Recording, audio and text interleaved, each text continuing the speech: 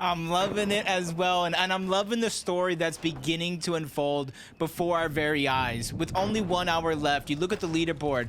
The first half of the day was kind of dominated by newer players that had an average of 2 FNCS finals appearances, but over the course of the last 2 hours, it has now returned as established pros are now showing up, proving that experience is truly key in moments like this when the game is on.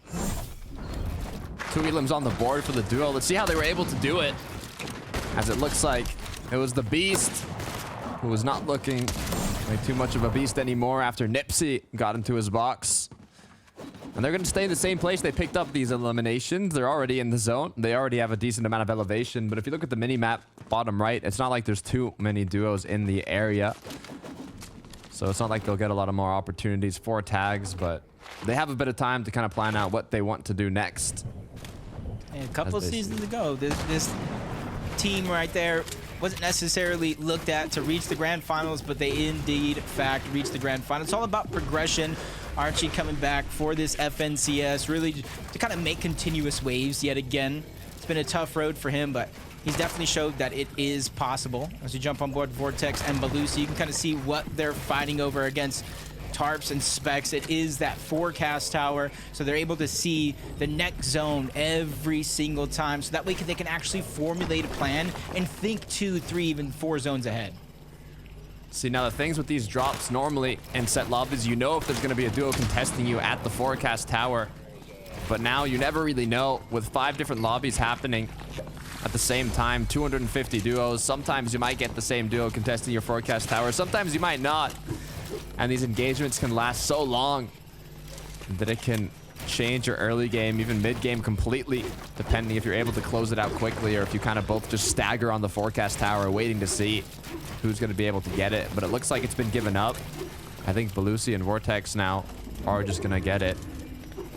It's kind of like a mismatch between the two, right? So Specs and his duo are positioned above. They had the card. Vortex and Belusi were below. They had the terminal. So it was almost like a first and goal situation. Vortex and Belusi are using a goal line stand to not let him score that touchdown. And so far it's been working, but that doesn't necessarily mean they're going to get a ball and a chance to score themselves, because if they rotate off, disengage, and take that card with them, that's one less forecast tower in use on the map. You can see them kind of trying to mark around, deciding where they want to go here. Do they want to chase it? They've done so much damage even with 0 elims. You know that forecast battle lasted a long time, being almost 800 above already. For the duo on the Rift Island, it's Sky already with the base built up. Vision with the DMR. This should open up those opportunities to get that damage from afar. 172 above is not exactly bad, but definitely could use quite a bit more. Yeah, 6 zone, 60 players alive. It will have to go down to about 50 players. So Storm Surge and a base like this for Sky and Scroll is going to be very, very impactful. If the players are even boxed up, as long as they have the top open, they're going to be susceptible to certain shots like that. We tune back in. Setty and Cammy, 90 points so far. Not necessarily where do you expect them on the leaderboard, but a nice shot from downtown. He connects 2 more points, more in terms of Sturge. And they're slap dab in the middle of the next zone, giving them so much flexibility for whatever decision they want to make from here on out. Splitting up the materials, making sure they're even. I need to see that again, though, Jacob. Like, what happened there? I hear 1 shot, and it's an elim onto Setty. How did he connect it?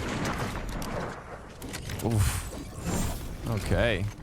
The opponent was white, so didn't even need to crack the shields.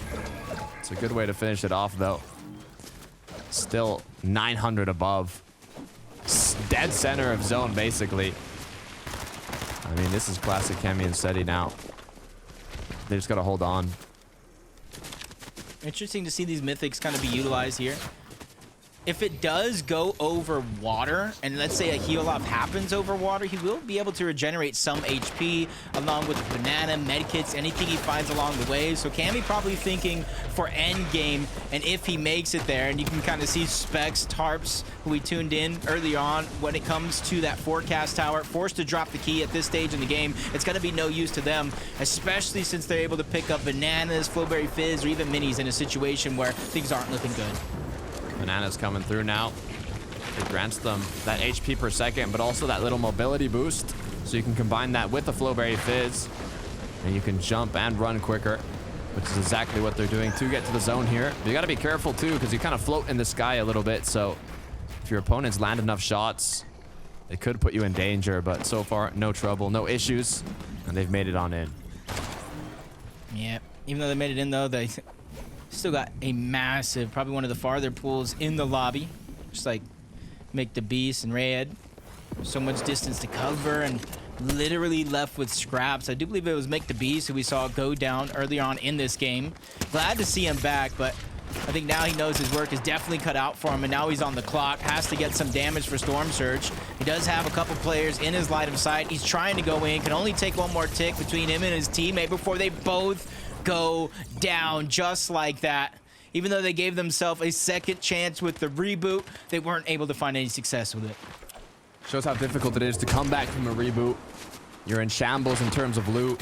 You haven't had time to secure damage or get a good rotate in. So you're kind of forced for those eliminations, those impacts. If you got a sniper, you can hit a headshot.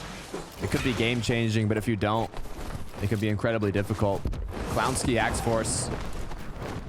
Gonna be using the Wings of Icarus to get a nice little rotate in. Boxed up.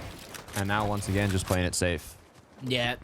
I like those little rotations from Wings. It's not necessarily the best when it's early, mid-game even, where you're rotating around and using the actual fly effect, but the way they're using it to kind of bounce off some of the walls, cancel the actual fly, but actually land safely. It's a much better combination if you combine it with the Flowberry Fizz, but Sky and Skrull trying to rotate, only 82 damage. They jump up 200. The legendary banana going to be forced out. Sky and Skrull looking to try to stay alive. They did so much work, especially from on top of Loot Island, just to get to this point, and they cannot let it go to waste. Zone has pulled to where only one player is inside.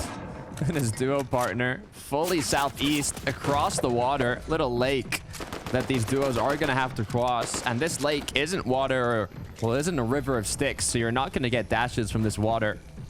You either have the medallion, but you've saved them from earlier on in this match. So this rotation will be quite difficult for a lot of these players. And it's actually Cammy and Setty, I believe, who are the only ones inside of the zone. Fair play to them. Oh, and he still has the Mythic in his inventory as well. And it's over so much water.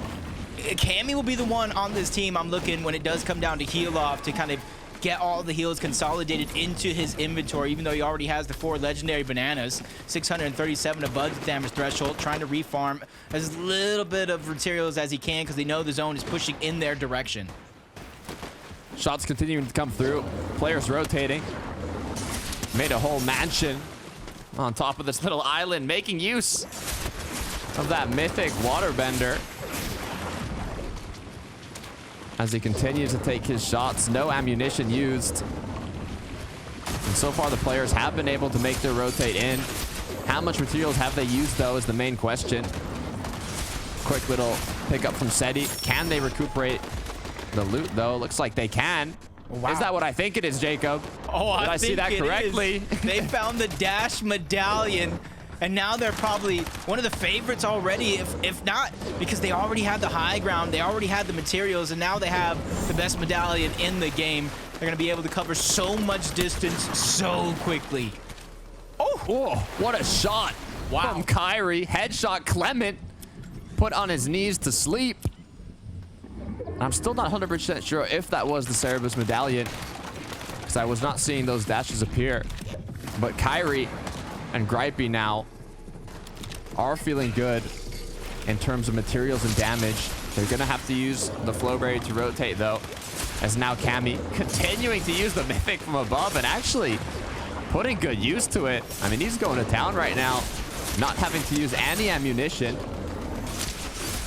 as he continues taking shots. I feel like this is going to be another lock-on pistol situation. People don't realize how powerful the waterbending mythic actually is until they see someone like Cammy begin to really utilize it to the most effective nature. And remember, we're still over water, so when it does come down to heal off, he will have a little bit of extra HP in his back pocket thanks to that. Clownski trying to survive what little material, what little resource he has left, forced to wings his way towards the front side. Doesn't get much distance, but thanks to the materials that he has, he can quickly stagger himself, build, and figure out what's the next move. He has lost his duo partner, though. Over 1,000 materials to work with, so if he can continue to capitalize with these wings of Icarus, placing his boxes, he shouldn't put himself into danger yet, as he has so much time to work with. It's going to be Sky, though. No more shield. Forced to pop the shieldfish. Not grouped up with his duo partner as well. They need to regroup here, but he does not want to get caught off guard. Sometimes it's a little communication. Say, hey, play by yourself. You're going to be a solo in this one. And they're seemingly doing well. But Lucy looks towards the backside, finds the Anti-bot. Much needed resources, even though it's just going to be the little bit of mats that get dropped on elimination. But it's those little bit of mats that's working wonders. But he gets sniped at the tail end of boxing up. 13 HP, trying to find time for the minis, but getting focus from other players here in the lobby. Finally reunites with Vortex, and now they're giving themselves a chance to move even further in this game. Medkit gonna come through. Not gonna be used for the heal off just yet. Setty still able to maintain height as they continue to rain down from above. It's Sky, though, and Scroll, who are once again still up and running. Kyrie for Elims with his duo partner looking for more as they keep tarping on out on the edge. Yeah, gets to the front side, tries to cut off Sky and Scroll. Doesn't work out just yet, but first you don't succeed. You try again. Decent materials for players in this position on the end game, but he doesn't want to get caught behind the curve, so he continues to move forward, while Gripey's the one that's challenging players on the backside of the zone. Cammy continuing to apply pressure from the clouds till Banana's still in the inventory. Not sure if they have any medkits, though. Would have to see what Setty's running as Vortex's Volko down below. Sky gonna be the one to take them both out, though. 2 Elims on the board now. Gripey, Kyrie still grouped up as Setty gets closer and closer to the low as he's gonna try and cause disruption. Yeah, Scroll goes down. Sky's just trying to do what he can. He already got 2. Has to dig deep, get even more, but it's the placement points that they're picking up, the eliminations. They have 6 so far. He's knocking on the door. He does have the med kit to stagger himself. He gave himself an exit as well. He's trying to backtrack and hide. Let everybody take themselves out so that way he can get as much points as possible. Cammy now looks like he's gonna finish up Gripey. Medkit should be done. It's a 2 versus 1. Cammy and Setty just have to take one nice shot. There it is, closing it out. Not even difficult for them. Didn't have to resort to the heal off. Just one quick shot. Maintaining pressure from above is all they needed. A little bit of a slower start to the day than they would have hoped, but that is business as usual for Setty and Cammy. You know, it's just a matter of time before they begin to pop off, and now they're seeing the meta and they're shaking it up with that water bending ability, and you're seeing the amount of pressure you're able to put down for it because you don't have to worry about ammunition late in the game. Getting in their element, feeling better now. You said it yourself, slow start, but so far they've been consistent. Now they just have to maintain it. This is a huge boost for what they were looking for. Huge victory royale, and now they just have to keep playing like they always do. Yep, we see the wins getting counted up, and we see people climbing up the leaderboards. Only our analysts can break it down.